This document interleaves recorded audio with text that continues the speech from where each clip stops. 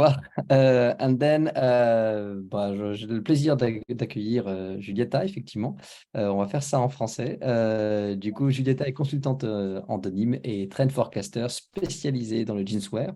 Et elle nous vient tout droit, de Moser, où tu as travaillé en tant que chef de produit jeanswear chez Santistat Alex. Tu es installé actuellement à Paris comme freelance et tu collabores notamment avec le salon Première Vision en tant que consultante de denim, mais aussi avec Be Disobedient pour la recherche de tendances et enfin avec le magazine We Are comme denim editor, donc un magazine très connu dans le cercle fermé du denim. Je suis très content de t'accueillir, effectivement. Et du Merci, coup, je te bonjour laisse la place Stéphane. pour nous présenter les tendances. Merci pour cette petite présentation et merci pour m'avoir invité. C'est vraiment un plaisir d'être ici. La présentation de Rowan, ça a été trop inspirant. C'est très bien de pouvoir exposer à côté de ces professionnels. Ouais, merci. Eh bien, je te laisse présenter du coup ta partie. Oui, c'est Et n'hésitez parti. pas Donc, à poser vos questions directement dans le chat, on y répondra à la fin. Again, don't hesitate to draw your questions in the Q&A session and we'll reply it at the end of the session. Parfait, je crois qu'on va... Ouais, comme ça, vous voyez bien? ouais, ouais, c'est parfait. Ok, Merci. parfait. Merci beaucoup. Oui, n'hésitez pas à prendre des questions et noter. Et à la fin, on va essayer d'y répondre. Voilà, donc la présentation, comme vous a raconté un peu Stéphane, je suis spécialiste consultante en denim et aussi trend forecaster. Et je travaillais dans les designs textiles et à la base, je suis designer. Donc, je vais essayer avec cette présentation de vous introduire à des notions importantes pour la recherche des tendances et aussi dans les fonctionnements des tendances en général et plus particulièrement dans les denim. Pour illustrer comment les innovations vont se propager à travers de la population, je vais illustrer la courbe de diffusion de l'innovation de Rogers.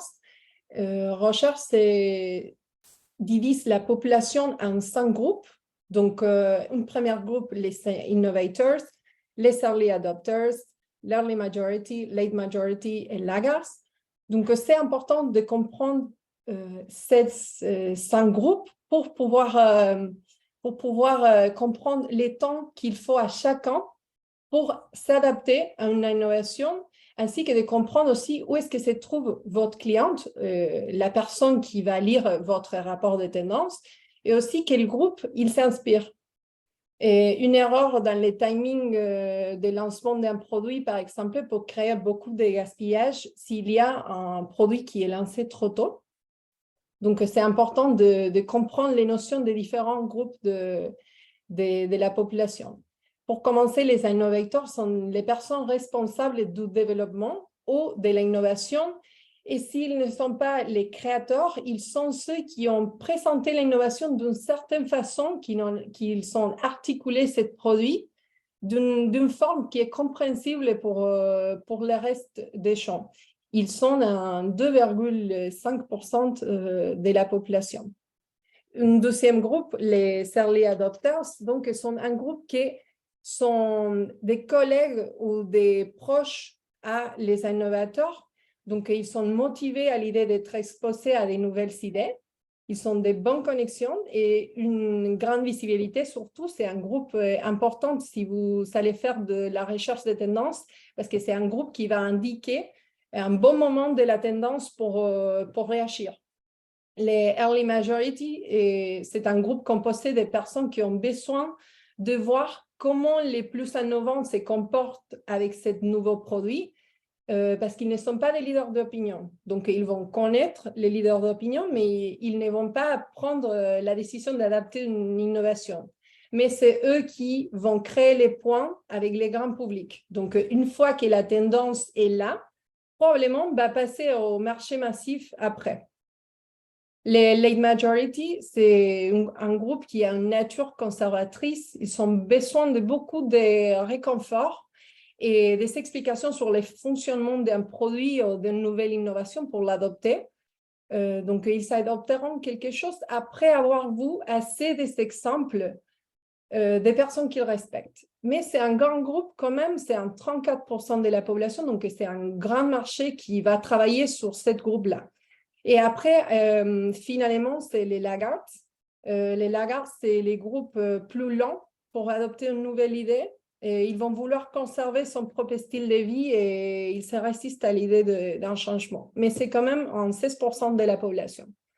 Donc, une deuxième graphique pour vous introduire aussi, c'est la hiérarchie de la base de la mode de Harriet Posner qui va illustrer sous une forme de pyramide les différents marchés qui construisent les marchés de la mode, qui commencent de la haute couture, qui va influencer toujours vers les bas tout le reste de marché, mais aussi s'il y a des cultures émergentes ou des groupes, des créateurs de nouvelles projets qui sont inspirateurs, peuvent aussi monter pour inspirer la haute couture. Donc, c'est des différents marchés qui vont être interconnectés entre eux et qui vont s'influencer les uns les autres. Dans cette partie, donc, je vais commencer à vous introduire à la structuration de la recherche de tendances. Ce modèle que je vous propose, c'est un modèle que j'ai créé à partir d'une méthodologie de Geraldine Wary et Martin Raymond, mais chacun a sa propre méthodologie, mais j'espère que ça vous sert. Donc, les 6 étapes que vous voyez ici sont divisées en 3 grosses moments. Donc, un premier moment qui correspond à l'étape 1 et 2 pour la recherche des contenus. Une étape c'est un deuxième moment que c'est les étapes 3 et 4 qui vont correspondre à l'organisation de ce contenu. Et les étapes 5 et 6 vont correspondre à la matérialisation du rapport. Donc, vous allez visualiser vos idées dans cette partie. L'étape d'observation, il s'agit d'une étape de travail sur le terrain. Donc, c'est les trend forecasters dans cette étape, c'est plutôt social. C'est un analyse, un détective de style de vie, des réseaux sociaux. Dans cette étape, il faut visiter les salons professionnels, voir des interviews, voir les collections de tissus, qu'est-ce que les marques sont en train de lancer. Donc, dans les périodes d'observation, nous collectons des informations sur les créations et la manière dont ils sont réalisés et présentés. Donc, quels sont les sujets abordés, les matériaux présentés, les nouvelles, toutes les images et informations que vous trouvez relevantes. C'est important de les enregistrer dans cette période parce que dans la deuxième étape de l'intuition, vous allez relire toute cette information, vous allez revoir toute l'information collectée pour essayer de trouver des points et des liens en commun. Donc, quels sont les comportements qui sont répétitifs, quels sont les points communs. Et dans l'étape de l'association de l'identification, la troisième étape, après avoir sélectionné les concepts, dans l'information, vous allez perfectionner vos concepts. Il faut tout clarifier, il faut identifier les clés qui vont articuler votre rapport et penser à des mots-clés possibles. Donc, faites des recherches sur des possibles titres de tendance et des wording. Dans l'étape d'association de l'information, donc vous allez perfectionner et nommer les différentes tendances pour, dans l'étape de l'élaboration de ces scénarios, définir la manière et la façon que vous allez montrer toute cette information. Donc, c'est l'étape des stratégies de rapport, de structurer votre rapport et illustrer les scénarios. Donc, sélectionner quelles sont les sections qui vont avoir votre rapport, quelles sont les informations qui sont pertinentes pour votre cliente. Pensez à inclure des case studies, de citations, donc de trouver la solidité de rapport. Et dans l'étape numéro 6, l'étape des micro-tendances, là-bas, vous allez vraiment rassembler tous les éléments des produits. Donc, c'est une étape Donc, vous allez voir tous les types des produits qui vont confirmer les tendances que vous savez identifier. Donc, c'est une étape qui montre comment la tendance est perçue dans des produits. Donc, vous devez être spécifique et clair. Il doit avoir un modèle de répétition facilement vérifiable. Et vous pouvez construire ici des histoires qui peuvent être multiproduits ou monoproduits. Par exemple, des histoires sous les noms de tissus ou des histoires de tissus mélangés avec des boutons, des étiquettes pour parler d'un concept global multiproduit. Et après, un dernier point, c'est la conclusion. Donc, pourquoi cette information a-t-il un sens pour votre cliente et quelles sont les opportunités à prendre de toute cette information que vous avez montrée et dans quelle direction il faut y aller. Après, je vais vous montrer des exemples, mais pour commencer à parler de pourquoi c'est important de comprendre les différences entre denim et des autres produits. Pour pouvoir voir la spécificité de ce produit, c'est important de comprendre comment les jeans sont faits, comment nos jeans sont faits, quelles sont les étapes dans les processus de fabrication. Je pense que dans ces 3 jours de Transformer, vous savez-vous déjà assez de professionnels qui ont parlé de la fabrication de jeans, donc je ne vais pas rentrer dedans, mais c'est important que vous saviez, vous connaissez les étapes parce qu'on peut être impliqué dans toutes les étapes. Par exemple, on peut être impliqué dans la recherche d'innovation en fibres, la recherche d'innovation en tissage, des nouvelles armures qui vont donner des nouveaux comportements en tissus, de nouvelles fils, des nouvelles techniques de filature ou de fils recyclés, des nouvelles méthodes de confection, des nouveaux accessoires, les boutons sont recyclés, comment sont les finissages, quelle couleur, quelle taille, et le délavage, que c'est un point clé pour le denim. On va voir après des exemples. Donc, pour savoir comment nos jeans sont faits, c'est très bien de visiter les spécialistes ou voir des événements comme ça pour comprendre. C'est beaucoup plus facile quand on voit les processus dans les usines, si vous avez la chance. Sinon, il y a des salons professionnels. Je vais partager avec vous une map avec plusieurs événements importants pour l'industrie. Et maintenant, on commence avec quelques exemples des histoires de tendances. Donc, ça, c'est une histoire que nous avons créée pour les Transform Area de denim première édition. C'est une histoire des couleurs, des éco-pastels.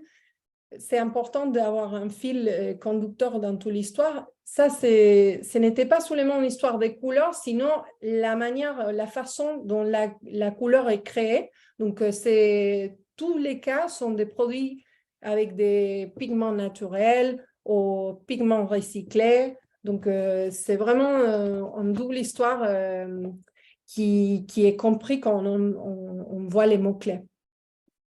Une autre histoire des tissus, c'est cette inspiration vintage qui ont les denims maintenant, sont tous les tissus de Chine. On recherche vintage de ces effets de fil flammés, hyper exagérés, qui peuvent être représentés avec des différentes techniques. C'est important dans son rapport de tendance montrer des différentes façons d'aborder une tendance parce que comme ça, votre client va prendre l'idée qui les convient le mieux. Donc, par exemple, les cas des Asgard, c'est un effet de flammé hyper gros, mais dans les cas de Akus, c'est un délavage qui, avec le laser, c'est un design motif qui va imiter cet esprit vintage cherché dans les tissus. Et aussi, dans cette collection, on a pu constater que la gamme des couleurs des Indigo est beaucoup plus large. Et on sort un peu des pigments qui sont bleu clair, clean, bleu indigo normal. Et il y a des nouveaux couleurs qui vont être mélangées avec des sulfures, par exemple, dans ces cas.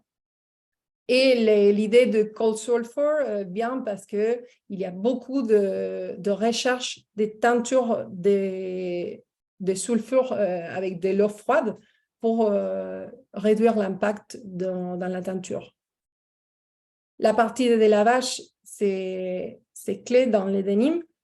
On a pu constater beaucoup d'acide wash et lavage acide, donc blanchissement jusqu'à presque blanc, mais surteinture, avec de la surteinture jaune au sable pour donner des tons un peu verts au tissu. Et aussi, c'est bien pour trouver des alternatives au même tissu et avoir des variations de couleurs avec les mêmes tissus.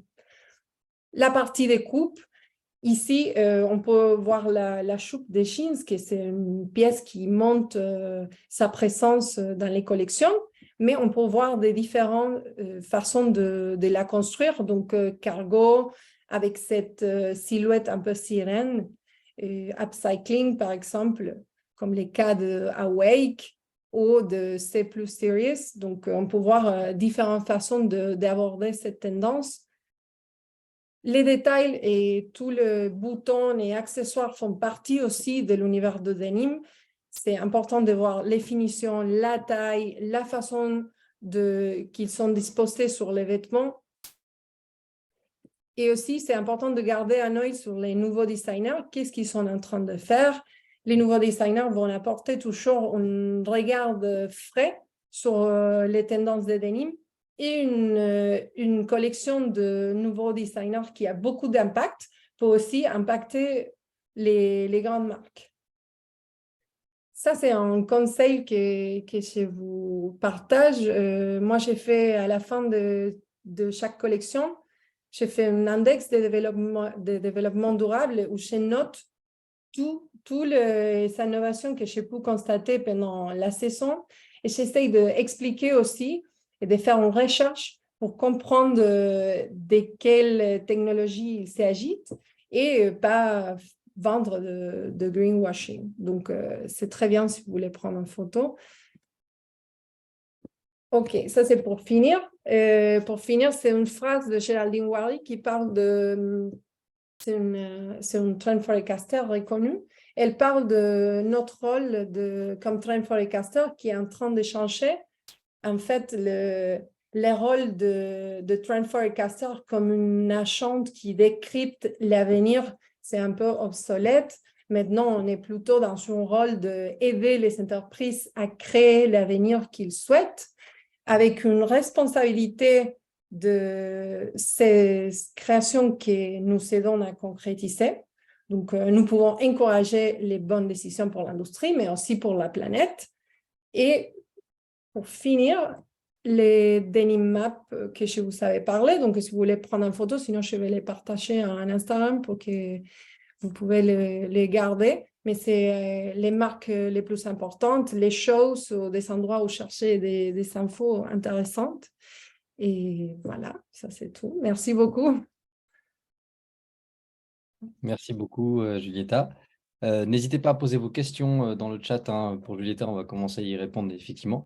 C'est très intéressant. Alors, j'allais effectivement te demander, moi, comme première question, quelles sont les principales sources d'inspiration que tu recommandes, mais tu viens effectivement de nous les présenter.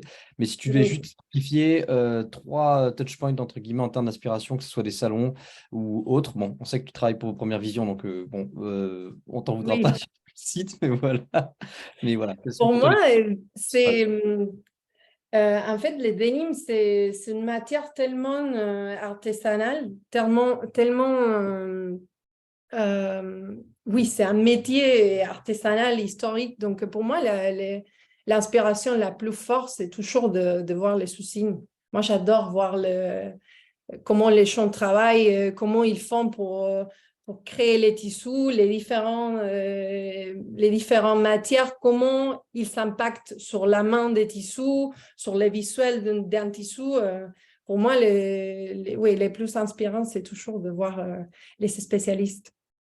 Effectivement, je suis d'accord avec toi, c'est ce qui Ouais. est passionnant en plus. Deuxième question, quelles étaient les dernières nouveautés que tu as pu voir très inspirantes en termes de matière? Les innovations matière, on va dire, que tu as trouvé très intéressantes en termes de tendance. Oui. Ouais, vous avez parlé tout à l'heure de l'impression en denim. Ça, c'est fou parce qu'en fait, ça changeait tout l'idée et la conception de denim. Donc, l'impression en denim, c'est super intéressant. Et maintenant, chez vous, qu'il y a de l'impression en denim avec de l'indigo naturel. Et ça, c'est avec jamais vous. Et chez vous, dans une usine qui, en fait, c'est à Paris, une usine de délavage. Ils ont fait des impressions avec de l'indigo. Et ça, c'est impressionnant. Et après, les matières qui arrivent à faire 100% de matières recyclées. Ça, pour moi, c'est les mélanges avec Refibra et coton recyclé ou Agaloup, Relino, oui, qu'ils arrivent à un niveau de sophistication de la matière super avec de mélanges éco-responsables. Effectivement, c'est très Oui. intéressant. On a des questions. Alors d'abord, une salutation de la part de Anna pour toute l'inspiration que vous partagez, que Ah, effectivement, on remarque que c'est très intéressant. Et merci encore une fois de partager avec tous nos étudiants et nos futurs professionnels du denim. Une oui. autre question de Lily qui parle, You talk about an example about pigment color and said that they use recycled pigment. How does it work? Oui, on peut élaborer sur la technologie de teinture recyclée, on va dire ça comme ça. Oui, donc en fait, c'est des pigments qui sont créés à partir de vêtements. Donc, il y a des sourcils qui arrivent à classifier les déchets de vêtements par couleur.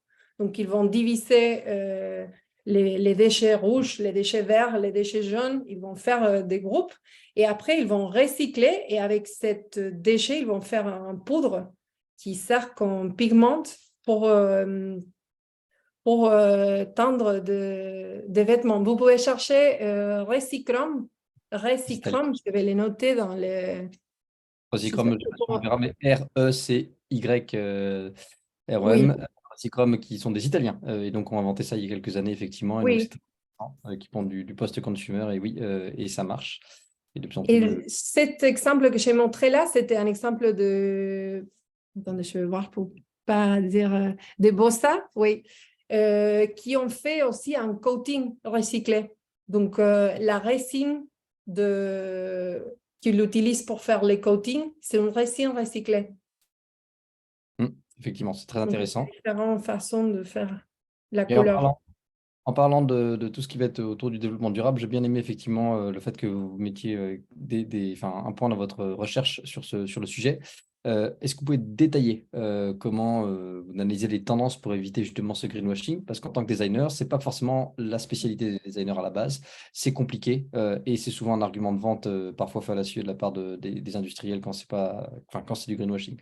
Alors comment est-ce qu'en tant que, quels sont les conseils qu'on pourrait donner à des jeunes designers pour pas tomber effectivement dans l'écueil du greenwashing? Oui. Bon, moi, j'ai fait cette espèce de table où je mets, par exemple, fibres, fil, pigment. Et comme ça, je peux identifier si c'est une innovation pour quelle étape et quelle technologie. Parce que parfois, quand on comprend pas trop, on se mélange un peu les idées. Parce que aussi, parfois, ils sont pas très clairs quand ils parlent d'une innovation. Donc, n'hésitez pas à envoyer des emails pour demander des dossiers de presse. Parfois, moi, je fais ça. Je comprends pas une innovation, donc je demande. C'est pas clair. C'est quoi qui c'est durable? C'est les pigments lui-même ou c'est les processus de teinture qui réduisent la quantité d'eau? Je ne comprends pas si c'est les pigments. N'hésitez pas à envoyer des emails aux fabricantes qui ont fait l'innovation, demander les dossiers de presse.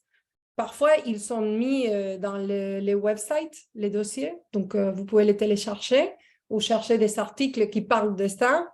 Et comme ça, vous pouvez voir vraiment de quel type de technologie il s'agit et comme ça, vous comprenez un peu mieux.